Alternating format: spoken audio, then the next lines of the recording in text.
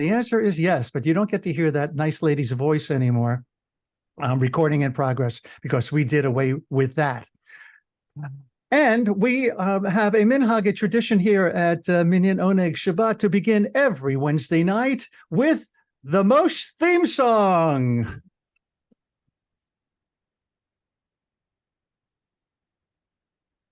I've been to Romamu, I've been to BJ, I've searched all over for a place to pray. I found the mosh pit and knew that this was it. I am a moshnik and I'm here to stay. And I'm turning gray, actually a little white. I found community that is in tune with me, singing and dancing in our Zoomagog. Some contemplation mixed with elation. I am a moshnik and I'm here to stay. And I'm turning gray. Hey, Judith, sing along. A chance to meet you, a chance to greet you, a time to deepen what it means to belong. So let's have some fun tonight and spread some joy and light. I am a moshnik and I'm here to stay. And I'm turning gray, with apologies to another Canadian, Neil Young. And in memory of our beloved Bob Hoffman, who's playing harmonica somewhere in Shemayim. Okie dokie, enough of that. Well, again, welcome everybody. Just a couple of things that you should know are, I am so happy to see you all here. Most of you are moshniks, but then we have many, many guests here tonight who are not regular attendees of Minyan Oneg Shabbat. If you want to know anything about it, put your name and your email address in the chat. We're happy to add you to our mailing list. And I suspect by now somebody has welcomed you to this sacred gathering. Number two is Reb Daniel has alerted me that his internet is might be a little unstable. So if he happens to freeze, it's not because he's nervous. It's just because things froze on him a little bit. I know you told this story many, many times, Reb Daniel. So no reason to be nervous. We don't bite. Let me see, what else do I have to tell you? As you can see, it's our practice to keep videos on, which is wonderful for the leadership and for Reb Daniel to be telling you and to your face the stories that he has to share and the teachings that he has to share with us this evening. Reb Daniel from the hinterlands of beyond Vancouver, welcome to Minyan Oneg Shabbat. Thank you. You're welcome. I'm going to spotlight you here for a minute and keep my spotlight on just to let everybody know when the very first time was that I met you. And I don't know if you remember the story.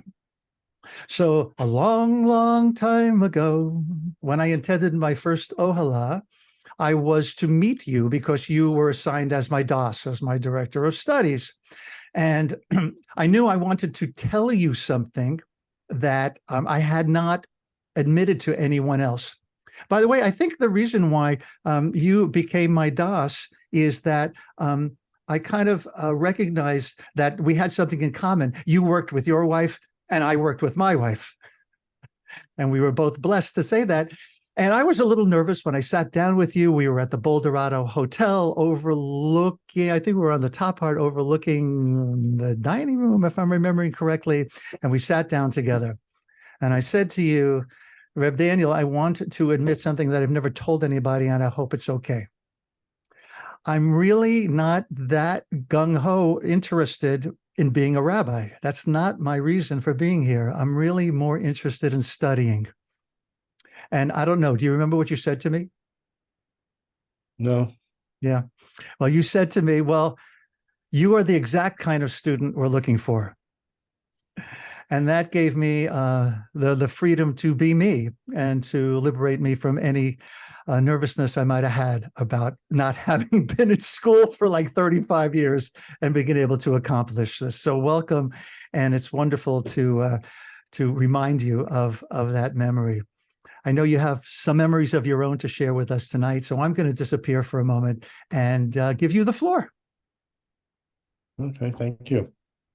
Well, it's interesting that you tell that story again, because one of the things I was thinking over when I was thinking about how this session might go or start is that I had, as a young person, also two kind of conflicting feelings about my Jewishness. You know, one of them was that I had a sense that there was something that was needed, and that the reason why people weren't going to shul was because shul wasn't speaking to them, and I wanted to find out what that was.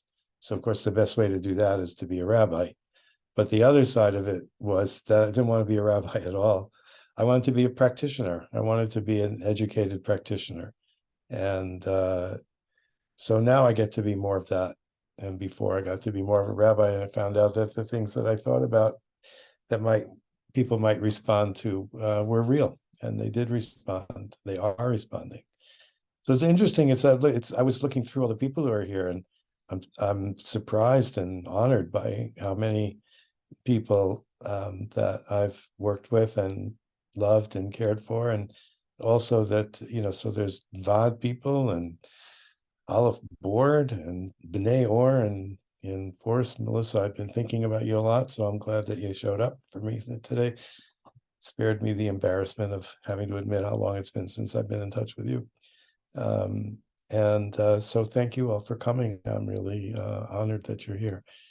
I thought that if I were to just start my story where I feel like starting it, I can't guarantee that I would be able to stay within the time frame. So if there are things that you would like to know, don't hesitate to, don't worry about whether or not they're, you know, whatever you want to say, intelligent enough or learned enough or whatever, just ask. And I think Mark and I thought maybe you just put them in the chat, and I've got the chat up where I can see it. So if you have things that you want to explore, let's do that. I remember one person asking me, he wanted to know, well, what was the ALEPH ordination program like when I was in it? And I said, well, there wasn't one when I was studying. That was before the program got started. Somebody else once asked me, it was an undergraduate who was doing research for a paper, and he said, I just wanted to ask you, do you have to have drumming for it to be a Jewish renewal service? So I said, well, if you have drummers in the community who express themselves that way, then sure. But if you have flautists, then flutes are the way to do it. And if you have singing voices, then do singing voices. It's a matter of how everybody expresses themselves in terms of their relationship with God. And that's what it's really all about. So it's always interesting how what gets selected and what stands out for people. So there's nobody putting anything in the chat yet. So I will. I guess I'll just start sort of chronologically. Not yet, Reb Daniel, but I will add to what you just said by someone once made the comment, I don't know I could be an ALEPH rabbi because I don't play guitar. Yes, well, that could have been me, because I don't play guitar. Yeah, I know that's playing guitar has become not a bonus anymore, really, with when people are looking for a rabbi, but almost a given. So, but I don't play guitar, but that's because I started so early. Okay. So I tell a lot of things that I've written about myself, my relationship with Zalman, are also on my blog, which you can find at alephcanada.ca on that website. I just wrote another one. Well, for the first time in months, maybe even a year, I wrote one that I put out just about a week or two ago. So Reb Zalman and I crossed paths for the first time when I think I was 15. And he came to Camp Ramah in Connecticut, where I was a camper. And he was, a card-carrying Chabadnik at that time. By the way, if I use an expression or a word or something, that you don't, it's not ringing for you, and I didn't notice that, just put it in the chat and say, what was that word again? And I'll translate it. So somebody has put in, what's a practitioner? So to me, a practitioner is someone who practices, right? I mean, without having to do more. Like I practice Tai Chi, but I don't teach it, and I don't want to teach it. It's just something I do for myself. I wanted to explore practice, and learning and those kind of things, and wasn't so interested in wanting to be, a rabbi, teacher, center stage person. I just wanted to, explore Shabbos and explore Hasidic teachings and all those kind of things. Unfortunately, or fortunately, for however you want to look at it, when Reb Zalman and I did actually connect as Rebbe and Chassid, he said, if you want to study with me, you have to work in the Jewish community. And I said, I don't want to work in the Jewish community. I'm happy to drive a cab. And he said, well, I won't teach you if you're going to drive a cab. You got to work in the Jewish community. That's the way it goes. So I guess that was one way in which that tension got resolved for a while. But that really was the sine qua non of our relationship. He came to Camp Ramah, and he says that they called him a spiritual environmentalist. I don't know. I mean, I never heard that, but he was older than me. I was just a kid, so he probably remembered better than I did. I wasn't very taken by him. I was a yeshiva kid. I came from a conservative home, very misnagdish. That means not Hasidic, or the opposite of Hasidic, more focused on learning, so when it was time to daven, you quickly put your learning aside, davened as fast as you could, and then got back to learning. That was the way it worked. And so he had all these very strange ideas that he was communicating. He had the kids go into the town and buy material so they could make their own talitot, and he taught them to tie tzitzis. And I remember that his final exercise, which was reported to me by participants, says, okay, you have 15 minutes to put your tefillin on, daven, take them off, and make the school bus. Go, right? And I thought, boy, is that weird. Although, really and truly, it was, I don't know if it was my practice then, but it certainly at some point was my practice. But the one thing that he did that stayed with me was that he sang a melody for Birkat HaMazon, for the Grace After Meals. And I only asked him decades later where the melody came from. And he told me, he said, I wrote it. Oh, and I didn't forget it. I have an ear for music. I'm not a musician. I don't read music. Well, a little bit, I can read some music, but I don't really do that. But I hear music, and it stays in my head. And he sang this melody, which didn't leave me. So just to give you a sample, it's also, you can find a recording of it that I made on the ALEPH Canada website somewhere. And I think it was attached to a blog called My Heart Opened. And but the only melody that I knew was da da da da da da dum da da dum dum da da da da dum, right? And you bang on the table and everybody gets excited, and that's how it is. His was da da da da da da da da da dee da da da da da da da da da da dee da dee da da da da da da dee da dee da da dee da da da da. And I went, wow. You mean there's more than one possible mood, for thanking God for the food? And it can be gentle. And it's some reason it never left me. And then years later, I went to Chavarat Shalom in Boston in its first year. I had a friend who had graduated from Douglas College a year ahead of me, and she was a graduate student at Brandeis, and I was just starting rabbinical school. And she said, "Come on up. There's something you should see." So I went, and Zalman was there for that year. And again, I didn't talk to him. We had no, eye contact or anything. But I listened to him daven Shachrit, and he did it again. He sang El Adon to Dona Dona, right? So instead of El Adon al kol hamasim baruchum varach b'fi kol shama, right? Instead of that, it was El Adon al kol hamasim baruch umevorach b'fi kol haneshama. Okay, you know the melody. And again, it hit me, like now I know that there are dozens of melodies for this, but in those days, people weren't writing music yet, not in our world. I think I don't even know if Debbie Friedman was writing yet. I think she might be a little bit later than that. I don't remember. But anyway, very few people were writing new music. It was mostly the music that came from the sort of formal synagogues of Western Europe. And so that also stayed with me.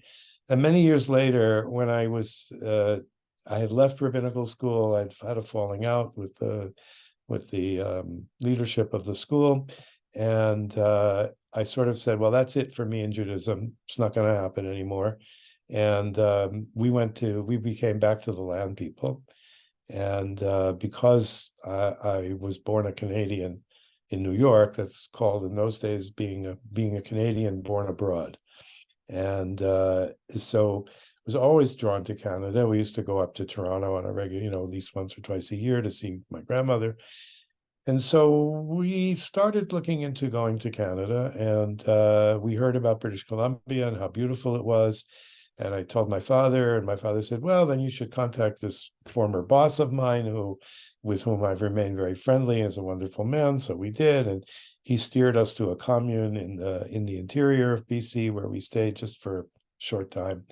And we lived there for a year, and then during that year, what happened was that I knew that I was onto something spiritual, and I kept reading. Like I read this yoga book where the author said, what makes more sense, that an all-merciful God would give you one lifetime to make it or break it for all of eternity, or give you as many lifetimes as you need? And I thought, yeah, that makes sense. And I thought, well, then how come the all-merciful God afflicted me with 12 years of yeshiva? Like, what was the purpose of that? Didn't seem to mean anything. So I said, I wonder if there's any rabbi that I've come across who might understand my question. And then I remembered Zalman, and I knew he was in Winnipeg. I literally wrote a letter, Rabbi Zalman, Schachter Hillel Foundation, Winnipeg, Manitoba. And it got to him. Those days, zip codes and postal codes weren't that important, and it got to him. So he sent me a bunch of stuff to read, and he said, when you finish reading, get in touch with me. And by reading, I understood that Judaism is a spiritual practice. Oh my God, I had no idea. My teachers were all Holocaust survivors. I realized afterwards, and they didn't have a loving relationship with God. They were going to teach God a lesson. You did this to us, we'll show you, we're not going to leave you. So they pounded their Judaism into us, often physically. And so here was something that was just brand new for me.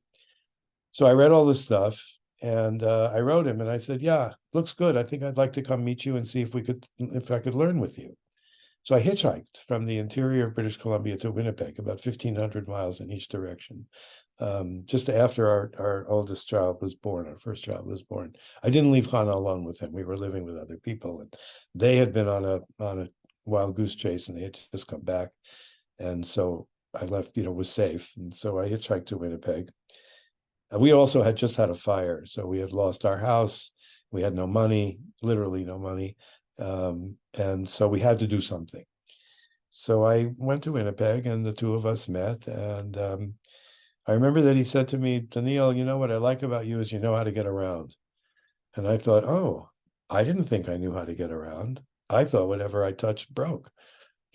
well, he's the boss, if he knows something about me that I don't know. So I said, okay.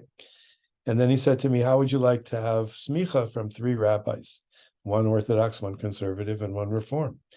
I said, Zalman, I have no idea if I want smicha or not, but if I did, that sounds like a good way to get it. So we began to learn, and I ended up in Thunder Bay, Ontario, as actually the last resident rabbi there. And then we would drive to Winnipeg, which was about 450 miles west of us. And we'd drive to Winnipeg every 4 to 6 weeks for a few days. And I would spend time with Zalman in his car and between everything. And that's when we learned, and that's when we talked. He would also send me cassettes of his classes. And the other thing was that, of course, I didn't need him to teach me the alphabet. So he could give me books, to read, and I could just read them. So that was an advantage for me. And a couple of years later, things were sort of winding down in Thunder Bay. It wasn't really a place to stay for very long. And so I said to him, well, what do you think? Is it time to give me smicha? And he said, yeah, I think so. So we ran around Winnipeg. I don't know who remembers Letraset. You bought these letters that you peeled off the thing and put them on the paper. And my smicha is done in Letraset, except that we ran out of ayins. And so Zalman did calligraphy and put the ayins in. I wish I could show it to you, but it's up on the wall where you can't see it. So I did that. And then we left Thunder Bay and thought we were going to stay in Saskatoon, but the rabbi was a little scared having me in Saskatoon. So he said, they're looking for a rabbi in Victoria, BC. And he knew I liked the West Coast. And I said, are they? He gave me the contact information and I applied and I got the job.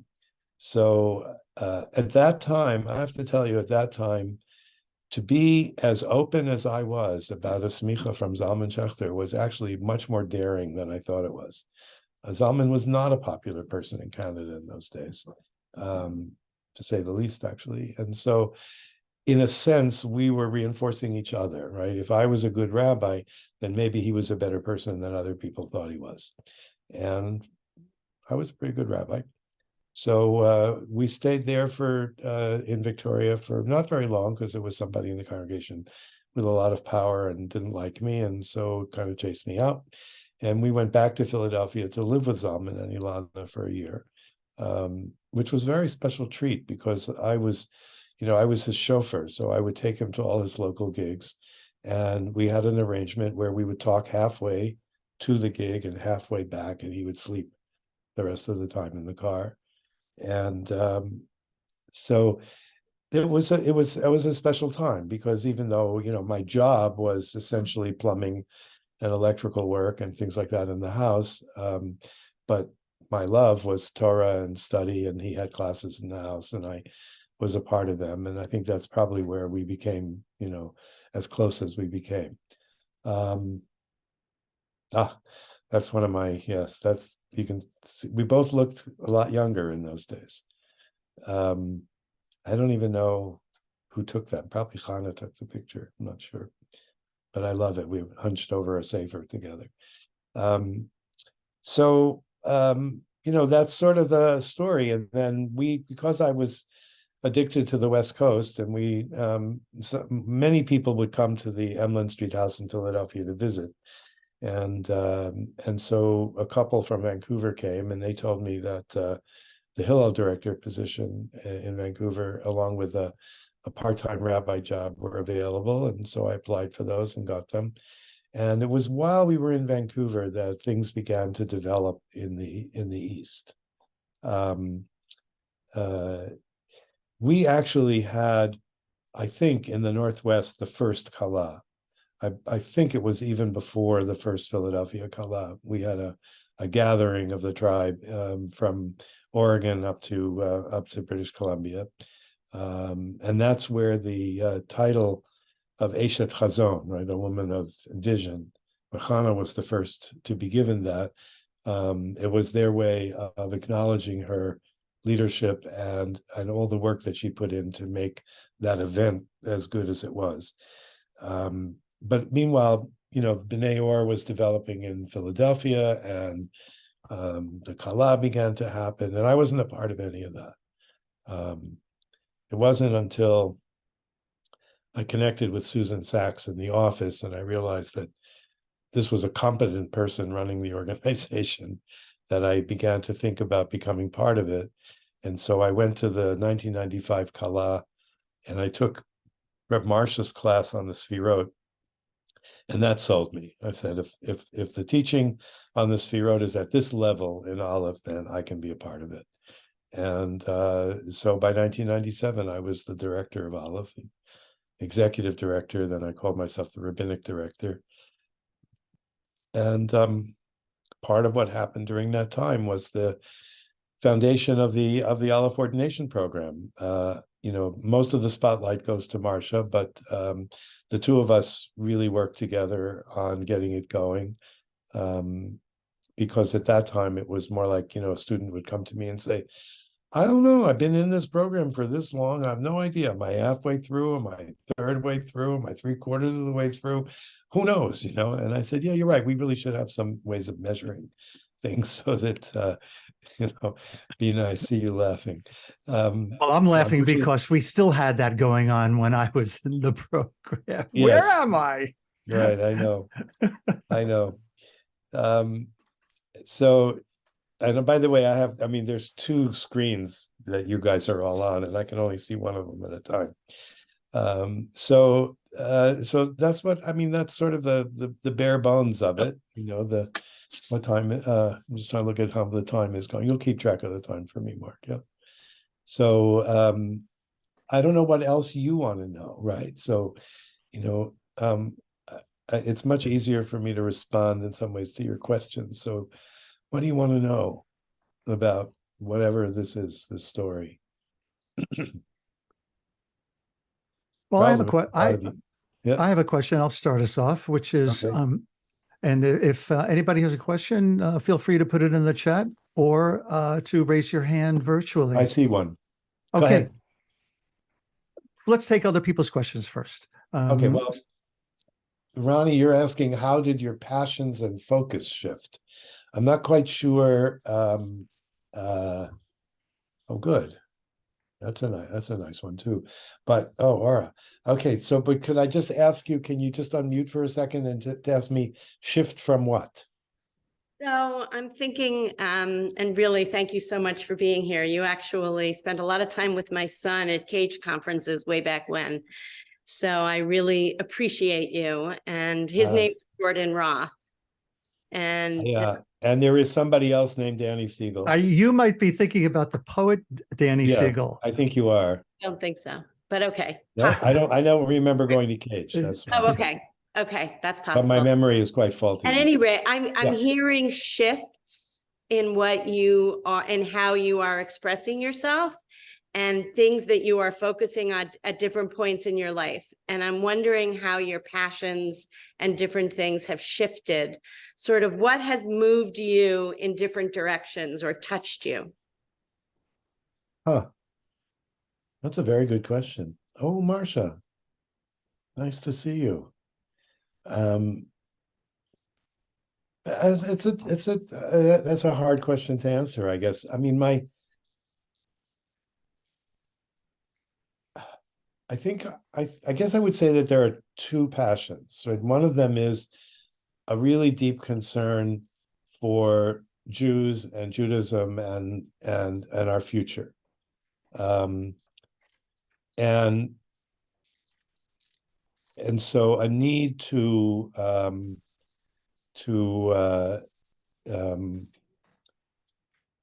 find out, what it was what would unlock, a Jewish soul person into engaging life through this tradition, right? And simultaneously, I guess what I learned about myself, when ALEPH was looking for a director, one of the things that whoever said it to me said was that they were looking for somebody who could both express the vision and manage the finances, right? And do fundraising. And my experience at Dartmouth College, where I worked for 10 years, was that, right? That here I was the rabbi for the local community and for the students, but I was also the director of the building project, to get a building up, and I had to manage my office and manage staff, and I had to do that in Vancouver when I worked there also. So I guess I had that. I have a sensitivity to detail in a spiritual context. I remember when Reb Marsha and I remember a little conversation we had about when we were revising the Four Worlds way of looking at the ordination program. And I wanted to make very clear that Asiya, the world of action, is not about setting up chairs. It's the spirituality of setting up chairs, right? And how do you do those things, right? In a spiritual way. There's the famous story that's repeated in the Talmud and also in other places of, a rabbi, hiding under his teacher's bed, right? To hear how he and his wife made love. And when the teacher found him, he was hitting him. I said, "What are you doing here?" He says that everywhere, there is Torah everywhere, right? There was another one who followed his rabbi into the outhouse. Same reason, right? Because there's no place where there isn't Torah. There's no place where there isn't spirituality. So that seems to be one of the gifts that I guess I have, right? Which is that to see things in that way, right? And so, maybe that's the best I can say about that. I mean, now, right? Now that I'm not involved at that level, I garden in a spiritual way, right? I live in a community where there aren't very few Jews and certainly no Jewish community, but it's a community of people, a lot of whom are very caring, in their way, deeply spiritual, very practical, and very aware of where we are in the world right now. And I love being here. And here I am, right? I'm people know that Friday night I don't go anywhere. And and they understand that about me, and they understand that I have a different calendar than they do, and at the same time, they understand that I'm deeply committed to them and that I care about them, right? So I think I'll leave that. Reb Daniel. Yes. So you just mentioned Reb Marsha, and you are two very important teachers in my life. So let us give the floor to Reb Marsha. Brucha haba, Reb Marsha. Thank you, holy friend, holy teacher. This question may offer a point of continuity from the way that you responded to the previous question.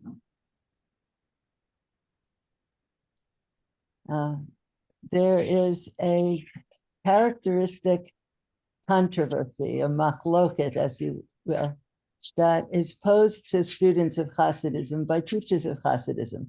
Art Green was in love with this particular question and offered it often as a final assignment to those in his Hasidism class. What is the controversy? From which do you prefer to learn the ikar, the essence of Hasidism? From the teachings or from the stories? Is the essence of Hasidism to be found in the discourses with all of their spiritual intensity and fervor, or from the stories with all of their spiritual intensity and fervor? Reb Zalman would always say, as you probably all know, what a Narishkeit question, what a foolish question. If you want to learn the ikar of Hasidism, you learn it from the davening. You learn it from the melodies, which are the carrier wave of the emotion, and from the davening. And so, Daniel, you are among those of us who practice what Reb Zalman preached when he said, if you want to learn about davening, park yourself next to a davener. That is how you absorbed so many of the melodies and so much of the ikar of what Reb Zalman had to give over.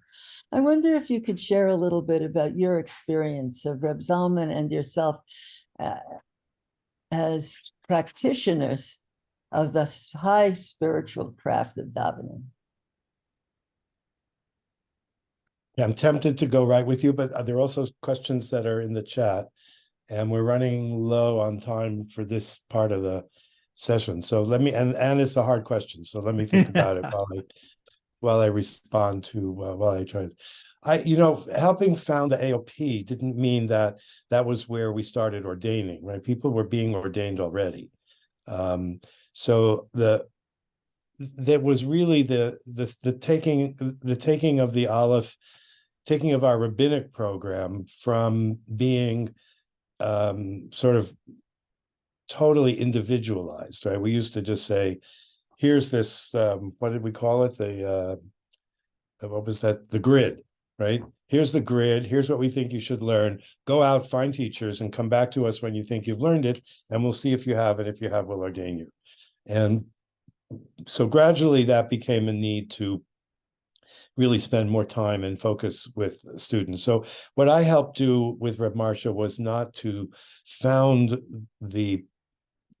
start the ordinations, but to found the entity that could contain the students and the ordination. So, or it's a kind of a prosaic answer to your question, but I think that's what it was. Except that then we started asking ourselves the question: what did people need to learn?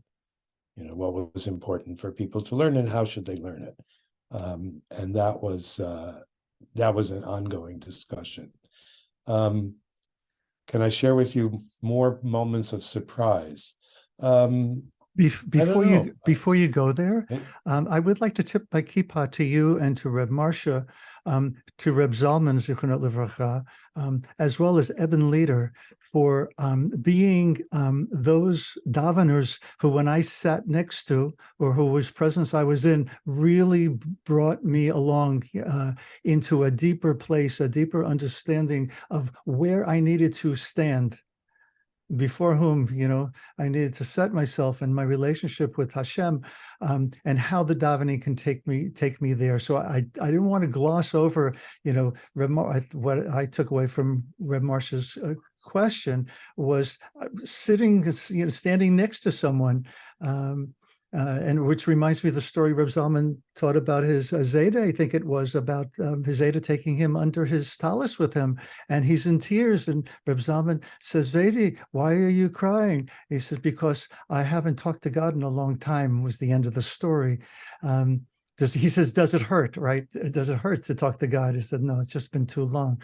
So you are one of my teachers in that very, very important place in my life. And we have been doing a lot of study here at Moshe around how to deepen prayer for us individually and collectively, and how we do it as a Zumagog. Diparti. So I think that the image that Reb Marsha put out, that's where I was having a little difficulty, because it isn't so much that I parked myself. Well, no, I'm going to take that back. I think your question is appropriately phrased, because I'm not thinking. I have to think about back, for example, when we were in Philadelphia, and Reb Zalman was an active member of the Germantown Minyan at that time, but he also had once a month on the Shabbat, when we mentioned the new month coming, that we would daven in his house.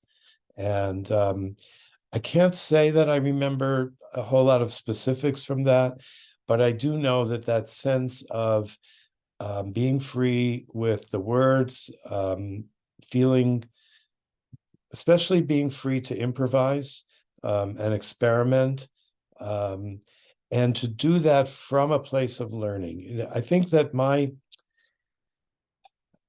what I really in many ways gravitated to in Reb Zalman was, first of all, just the love that he showed me, and the confidence that he had in me, which I didn't have in myself. So on that level, our relationship was very familial.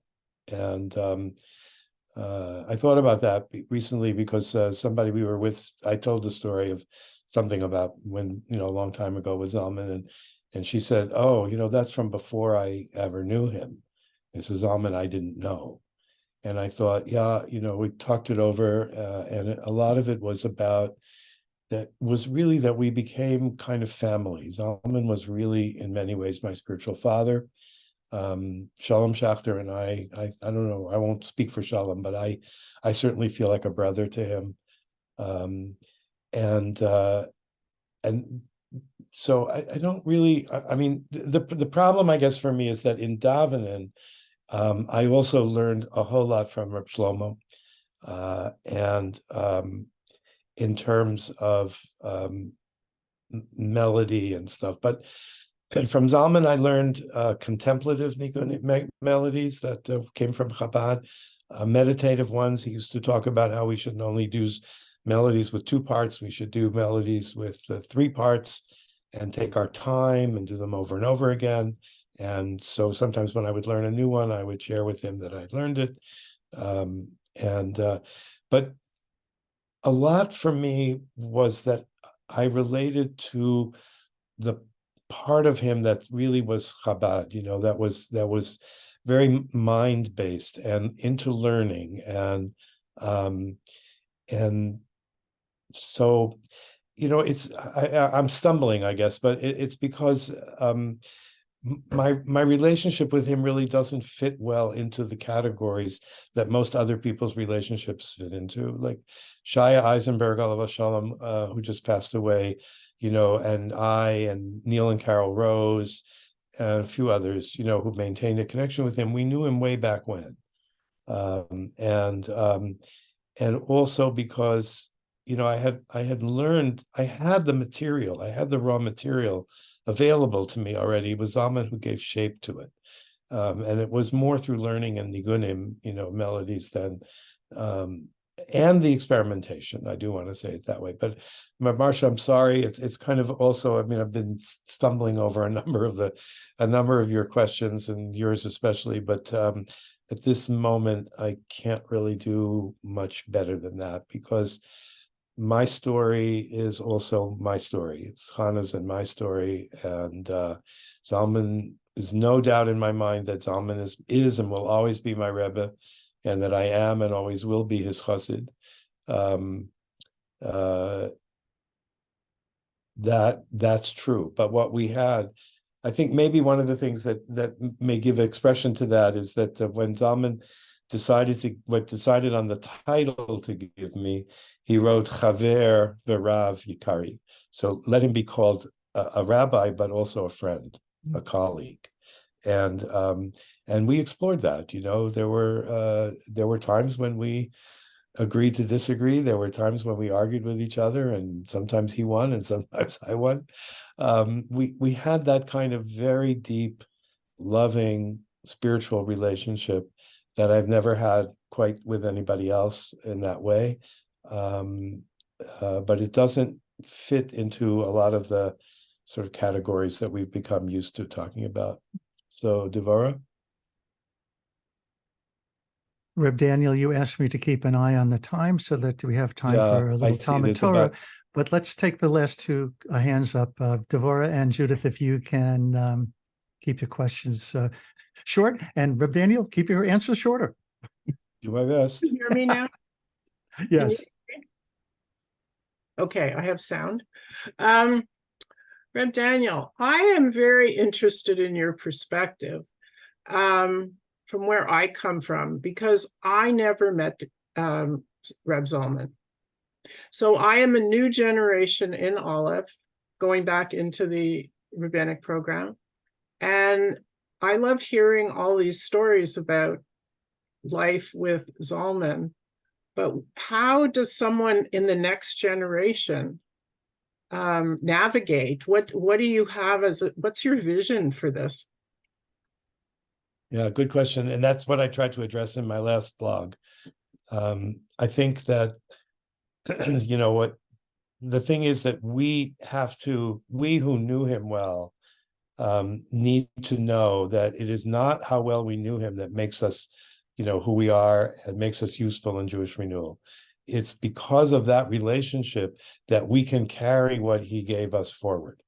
And that has to be carried forward into new generations and new situations. Zalman would talk about paradigm shift. And I found myself saying, we all thought the paradigm shift was going to be really, sweetness and light and just wonderful. And now we're in the really hard part of the paradigm shift, because the people who are invested in the old paradigm are not going to give their stuff up easily. And so we're really struggling. And now I understand that Zalman, the end of his life, was talking about an axial turning, which is the same idea, but a lot slower.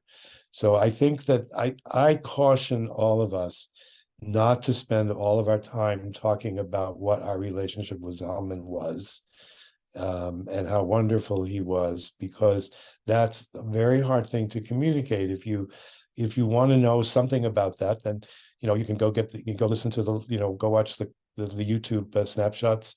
I have 200 audio teachings of the Reb Zalman's in a database on the ALEPH Canada website. Right now, you can't directly access the actual sound files, but you can pick out which one you think you want and let Shachar Ornstein know, and he'll send it to you. And we're now apparently working on a way to make it easier. Zalman also uploaded all of his Word files to me, and so I'm gradually trying to put them in an order that can be used by people. So if you want that, that's the way I think that's a good way to get it, because then you get it in his own voice. At the same time, Reb Zalman knew himself that his event horizon, as he called it, was limited, and the people who follow him are the people to carry this beyond, and what form that will take, or what forms that will take, are not things that should be predetermined by anyone who is no longer in this physical plane. I think so. That's and I say that because I'm at that level now too, right? I'm watching more. I'll do a session here and a session there, and I still love to learn, and I still love to learn with people. But when I learn with somebody who's in her 30s, as I am, I've had a chavruta in Israel, a fabulous young woman. We've been learning now for almost 7 years together, but I'm not teaching her. We're just sharing. And where she's going to go with her life and her understanding of Yiddishkeit is totally up to her. I have no desire to consciously influence it. Judith?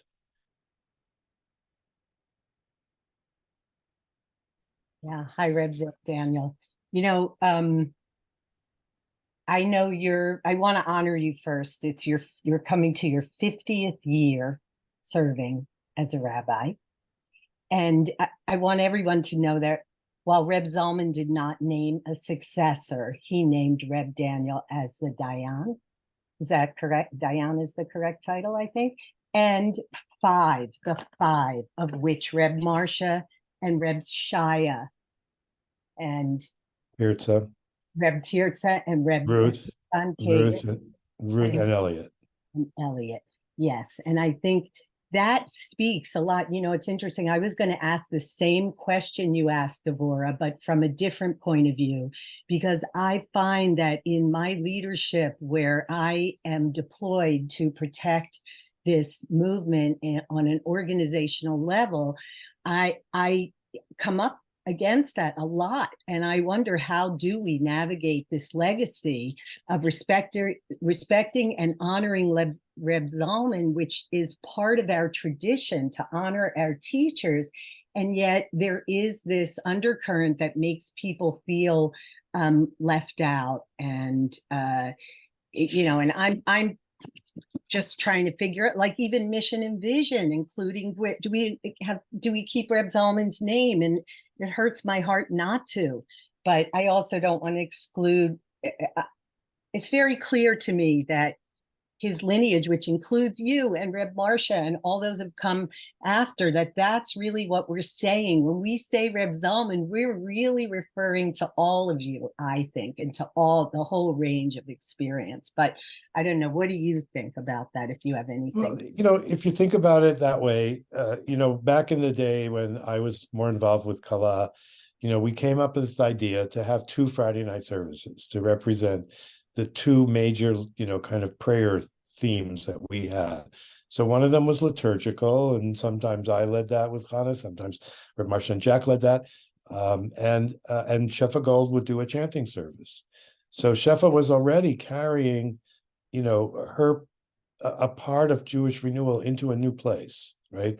This was not Zalman's place; this was her place. And it was energized by her relationship with Zalman, just as I hope the people who carry the chanting tradition that she started will be energized by her, but they won't be copies of her, right? Because then it becomes stagnant. I think that's the most important thing to me. I don't like the term Jewish renewal. I never have. I like the movement for the spiritual renewal of Judaism, because it's a little harder to say, but it's an ongoing kind of name and not a thing, right? Which segues into the little teaching that I wanted to share with you, because Reb Mark asked me to do that, and here we go. So there is a book that was put together by the Kamarna Hasidim, and as I've said, I know really nothing about the Kamarna Hasidim except they put this book together. And according to Miles Krasson, when he told me this one time, he said that the thing about them was that they were serious students of Zohar. Most Hasidic movements are not. The rabbis were sometimes, but not the Hasidim. And so they took all of the teachings they could find of the Baal Shem Tov and organized them according to Torah portions.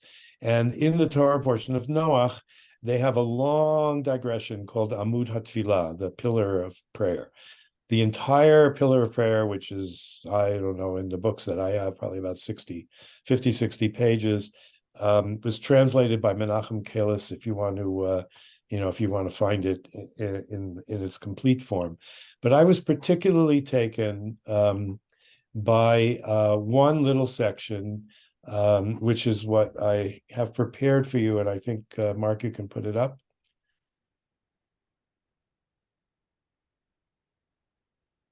Okay, so the first paragraph, as Mark and I both agree, is a little hard to understand if we want to understand it literally.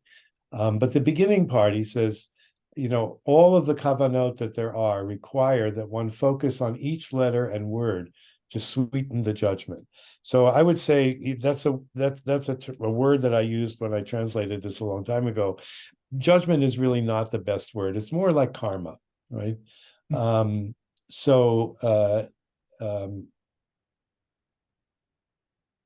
Sorry, I just realized that there was a chat that I hadn't seen. Okay.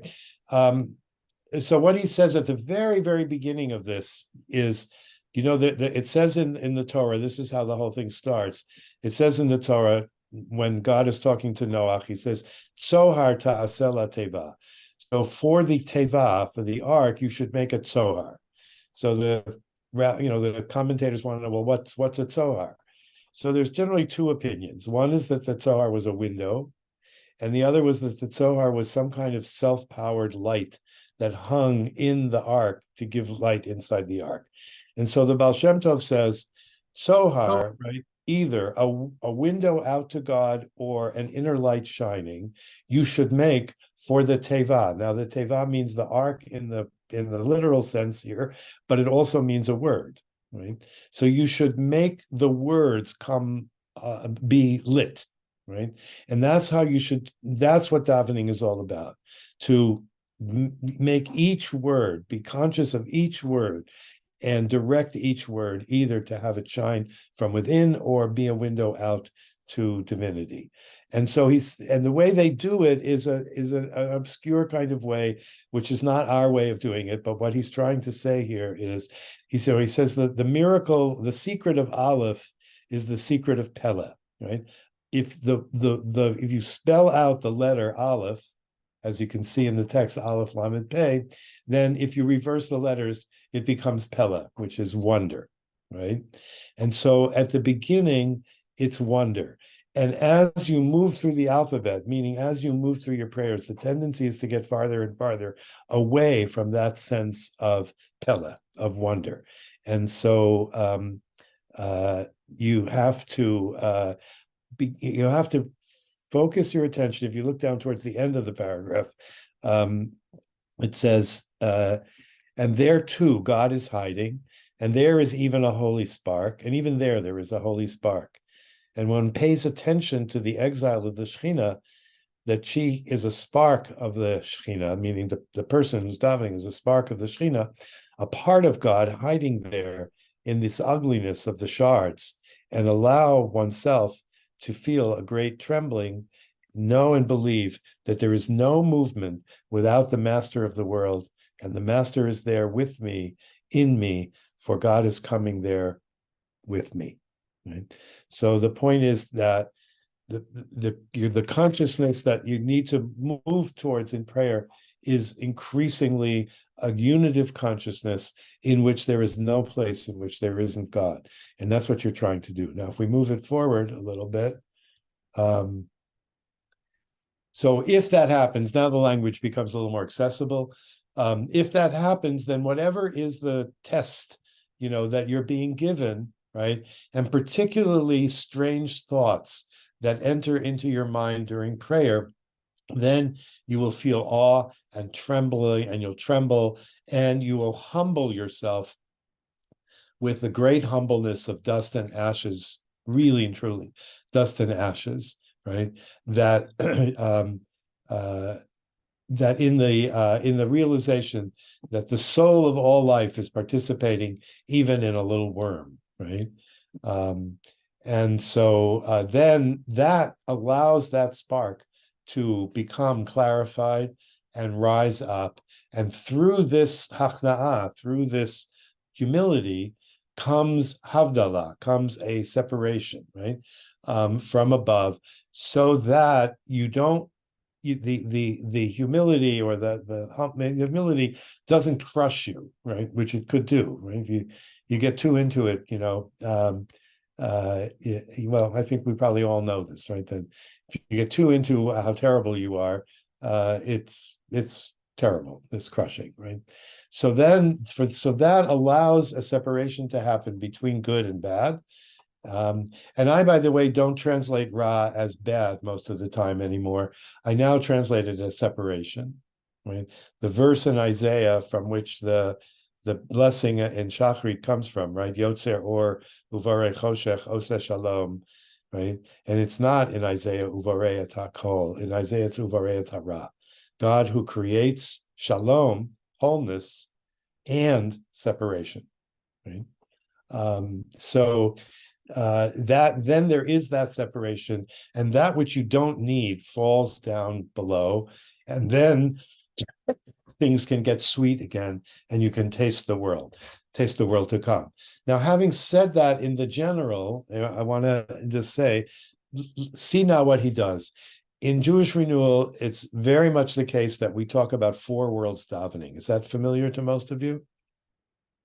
I can't see, of course, most of you, but yes. Okay, Mark. We've talked about that a lot. Yes. Okay, good. So 4 worlds davening is something that, for example, is very clear in Chabad. It's very clear in a number of places. But what I was excited to discover is it's not the only way of looking at the structure of a shachrit, of a morning service. In fact, I've been doing a personal study in a book called the Ma'or Vashemesh all year long, and he has another way of looking at it.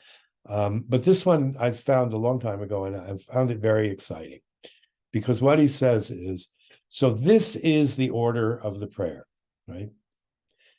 First, hachna'ah in Psuke de Zimra, right? First, there is a kind of submission that you experience during Psuke de Zimra, because you become a participant with all of life, which is on the planet, with a joyous heart, that a nothing like me, right, can merit to sing and praise before the sovereign God, exalted and sovereign God, right, can do that I can do that, right, that I have the privilege of doing that by linking myself to everything else in the world. So I think that to me is an extremely important part of prayer today, right, because it is that separation from nature that is killing us as a species, right? And so to the extent that we can see ourselves as just a strand in the web of life, right, and that everything else that's in the web of life is also a strand and is also connected. It's all one web, and it all emanates from the same source. That would, I think, help us a lot if we started to use that as a beginning. And if you think about what the Psalms are, most of the Psalms are either nature Psalms, history Psalms, or both, right? A combination of both. My Psalm 19 is a really great one like that, right? Hashamayim misaprim kivod el, umase yadav magid harakia, right? The heavens declare the glory of God. Or the way in which the Hallelujah, that one Hallelujah psalm starts, where it says, praise God from the heavens, right?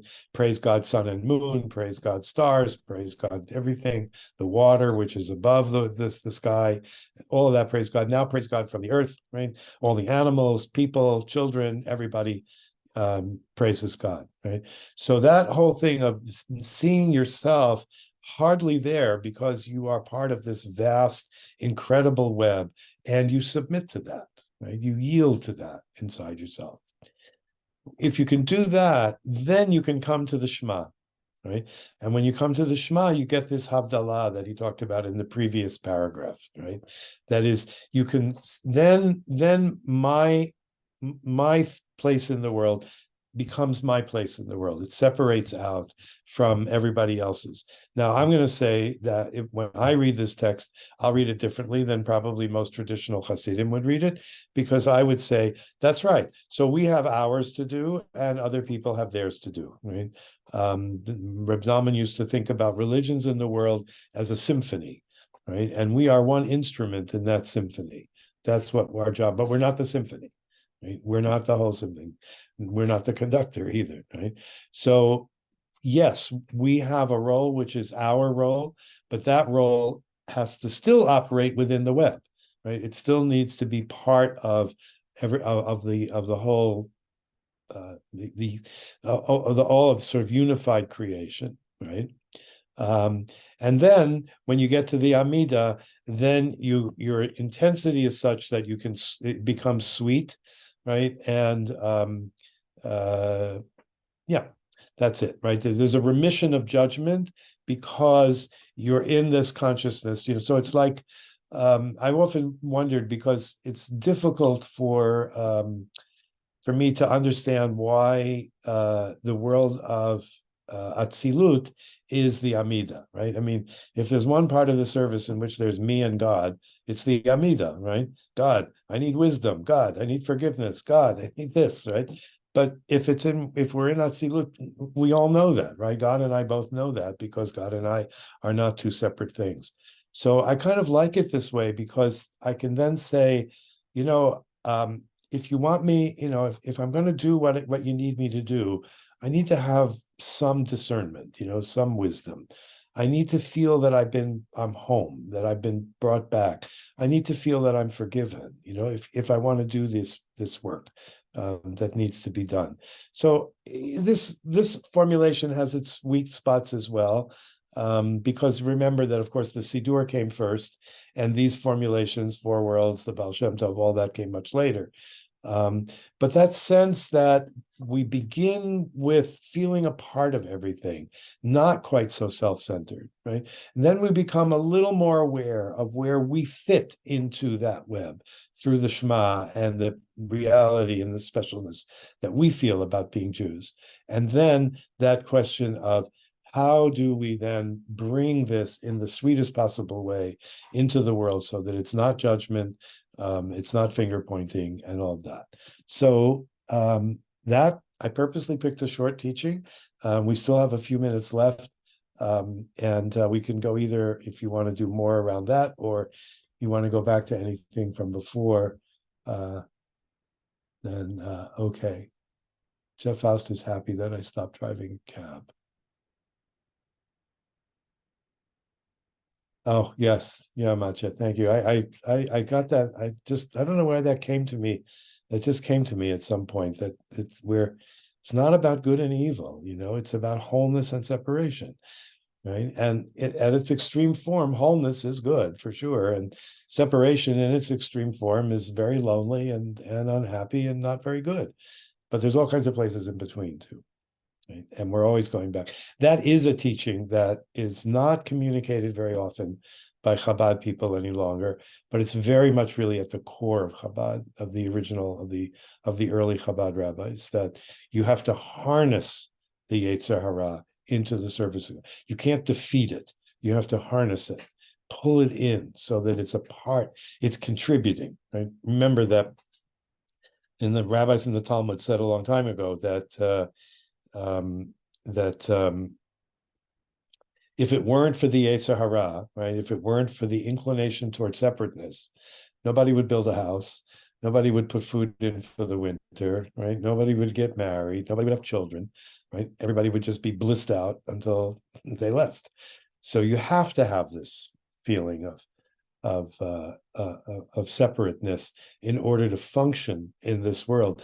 But you have to make sure that that feeling of separateness is not in itself the purpose, right? It's not all about, the most important thing in the world is for me to be me. The most important thing in the world is to be one with God and to be in harmony with God and with other people. Alexandra's question is important.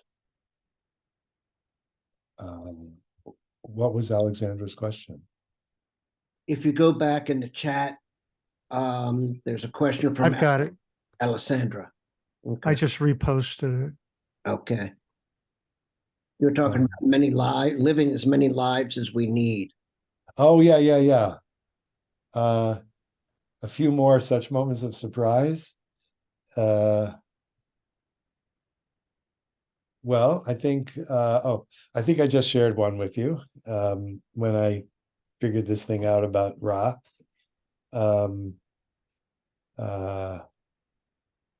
I mean, some of my other moments of surprise are very prosaic. I mean, I often wondered why it was that in every community that I was in, there was somebody who really didn't like me and would hang all their stuff on me.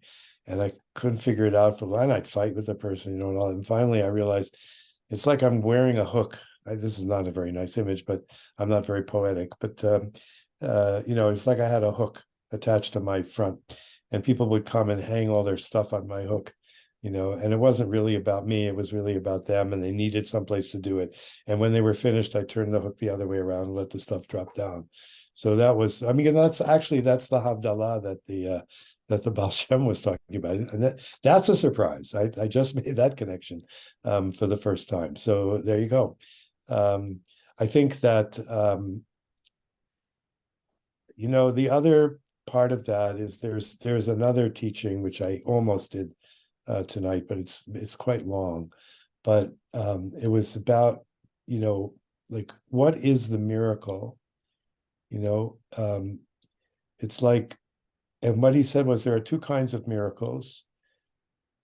One kind is you can picture Adam and Eve going to the beach for the first time, and they get there and they go up to the edge of the water, and they sit down on the beach, and then 2 hours later the water is way far away from them, and they go, "Wow, look at that! The water, it was here, now it's all the way over there. That's a miracle." And then they would sit there longer, and the water would come back, and they'd say, "Wow, it came in again. That's a miracle. I can't believe it." And then, of course, they would do it over and over again, and they'd realize that these were tides, and they'd come every 6 hours, and so you lose the miracle, right?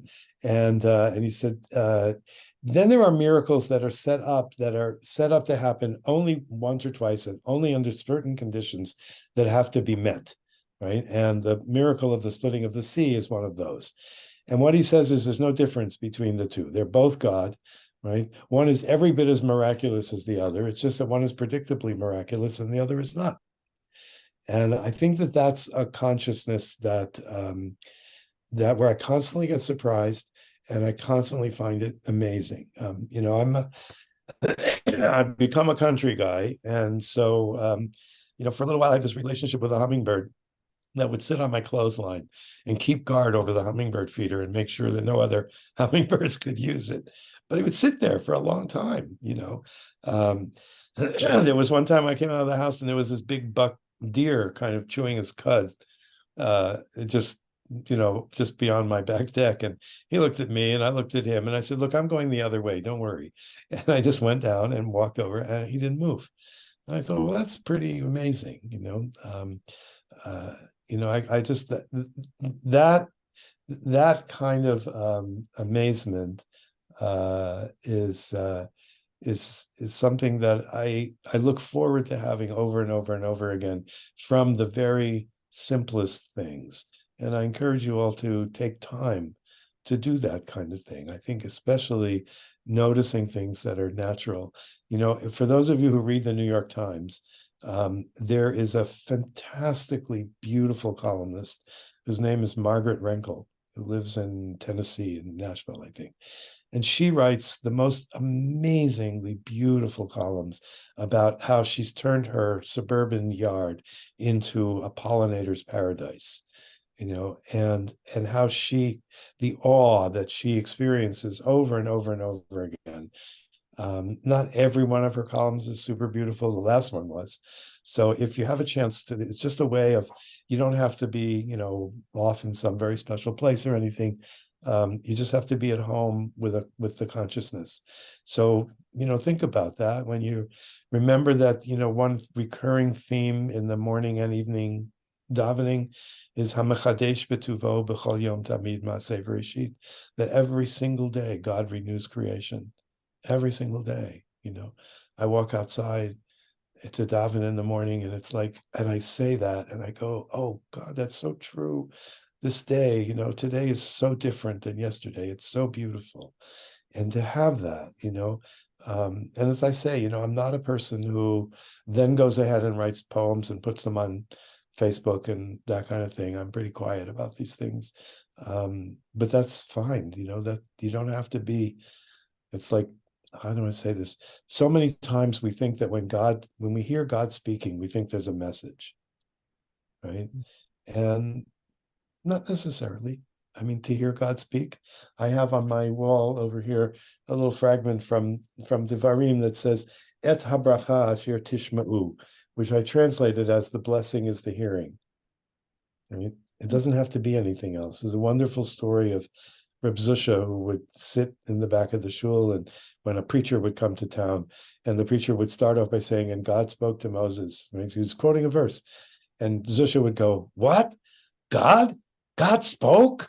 God spoke? And he'd keep doing that, and they'd have to take him out so the guy could finish his talk. But just that sense of hearing, not a message, but just hearing the divine, right? Being aware of it is itself such an amazing gift. And if we can then share that with others, so that's what the legacy is, right? The legacy is not to say Reb Zalman was a person who could do this, right? It was Reb Zalman was a person who did this and taught it to me, and I'm teaching it to you in the form that I know it and that works for me, and you will share that with others. And that's how that will go out. And yes, it will all, in a sense, honor this one amazingly wonderful Rebbe, who, by the way, was very human. Very human. Don't think that he wasn't, don't think that he didn't share in all of the weaknesses that we have, because I know that he did, and that's one of the reasons I loved him as much as I did and do, right? I didn't love him because he was perfect. I loved him because he knew how to handle mistakes. He knew how to acknowledge them, and he knew how to accept them, and he knew how to move on from them. That taught me a whole lot. That was so important, right? And I'm sure that I hope I'm resonating, because so many of us, the tendency is to be defensive, but to be able to do that is it was an amazing quality that he had, and I learned a whole lot from that. So I think we're out of time, Mark. I hope it's been helpful and useful, and I thank you all for the opportunity to try, to do this, and all the people who came from so many places. And thank you so very much. Reb Daniel, thank you. I'm actually shaking because in my note to my moshniks, inviting them tonight, my invitation was that perhaps they'll learn a little bit more about what Jewish renewal is all about, and of course, to get to meet you and Reb Zalman in a way that they haven't, except through perhaps my teachings or in other ways. But I also said that perhaps that would help them know me and who I am and why I am who I am. Because having met you and Reb Marcia and been on this amazing journey since the early 2000s. And I'm just so grateful for you having had guided me in so many wonderful ways. And I'd like to end. Can I just, but I just want to reciprocate. Please. Because when you and I learned together, there was a lot that I learned from you also in adapting the concept and the program and whatever it was to who you were and who you are. And that was a challenge, and it was a great challenge, and I loved it, and it stays with me. So I just want you to, it wasn't one, I don't want anybody to think it was one way. Thank you. I so appreciate that. I was talking to someone today who was at the Ohala when I did my Shabbos rap. And in the middle of it, I happened to, Reb Zalman was sitting right there in front of me. I happened to say, oh, I can see my Tu'udah going up in flames. But really, it was me who was aflame. And more to the point that I was standing at my very first Ohala with Rabbi David Schneier and Reb Zalman for lunch, and Reb Zalman standing 2 people in front of us. And I'm telling David that my name is Moshe Bear, and I always thought it was spelled with an aleph. And he's arguing with me. He said, no, it's not an aleph, it's an ayin. And I said, no, I think it's an aleph. So he turns to Reb Zalman, Tell Moshe Bear that his middle name is with an aleph, not with an ayin, not with an aleph. And Reb Zalman says, Gigas at the hate, let him believe whatever he wants to believe. But the point, of course, is that Bear with an ayin is to be a flame. And I have felt that way ever since I stepped into this amazing world and met you, Reb Marsha, met later than you, Reb Daniel, and then, of course, getting to meet Reb Zalman and taking in secondhand, Talmud Torah through his students. So it's been an amazing journey for me. For those of you who are not on our mailing list, if you would like to be so, please put your name and email address in the chat. We're happy to add you. We have an amazing community here that davens and manages to really pay homage and honor the spirit of your teachings, Reb Daniel, and your teachings, Reb Marsha, and the teachings of Reb Zalman, of course. So let's end. For those of you who need to say Kaddish, I will screen share it, and then we'll end with a nigun that you actually mentioned before, Reb Daniel, when you were talking about El Adon, but I'll say something. I'm not going to use the nigun that I used once at Ohala during student weekend for El Adon. And then after student weekend, my Skype phone rings. You remember that? It was Reb Zalman. And Reb Zalman wanted to talk about me refining how I was singing it. I didn't quite have it correctly. And that was it's a beautiful memory. And that's one thing I'll treasure about my relationship with him, that once in a while, when your Skype phone rings and it's Reb Zalman, he's going to have something wonderful to teach me, speaking to my neshama. So for those of you who are in morning saying Kaddish, if you are able to rise and unmute yourself so we can hear your voice, I'm going to share my screen with you. If it is your usual practice to say Kaddish, I ask that you wait to say it until Yehei Shmei Rabbah, so that we may be Edim, we may be holy witnesses for those who are in mourning or observing Yartzeit, and then we can all join at Yehei Shmei Rabbah. For your dad. Mm-hmm. So here's the text, Oh. and we say it together.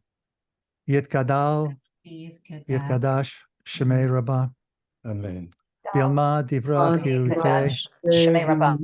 Bialma divrach Biamlich Malchutei, B'chayichon v'yomeichon, v'chayei d'chol beis Yisrael, b'gala uv'zman kariv yimru. Amen. Yehei Shmei Rabbah levarach v'yalam alamei almaya.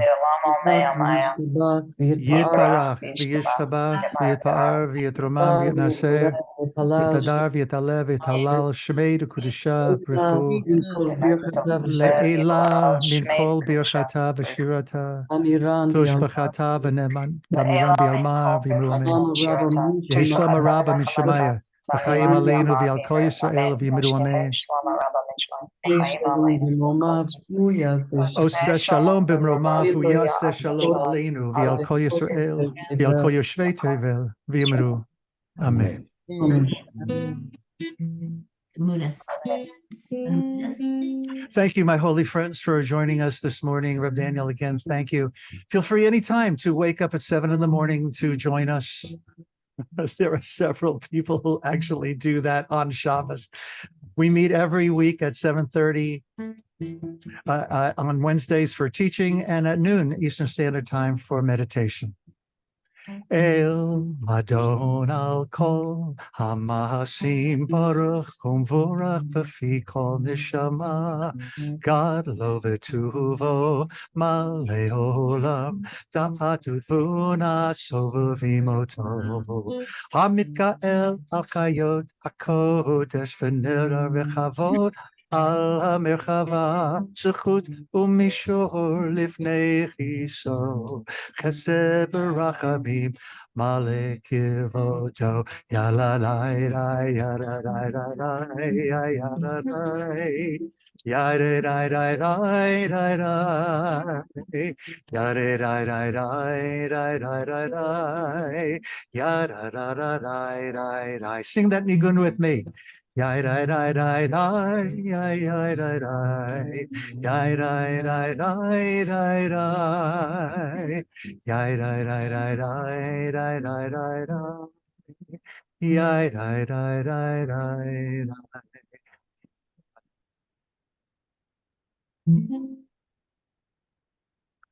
Bochem l'shalom, tzitchem l'shalom, my holy friends. Thank you so much for joining us this evening. Come back soon.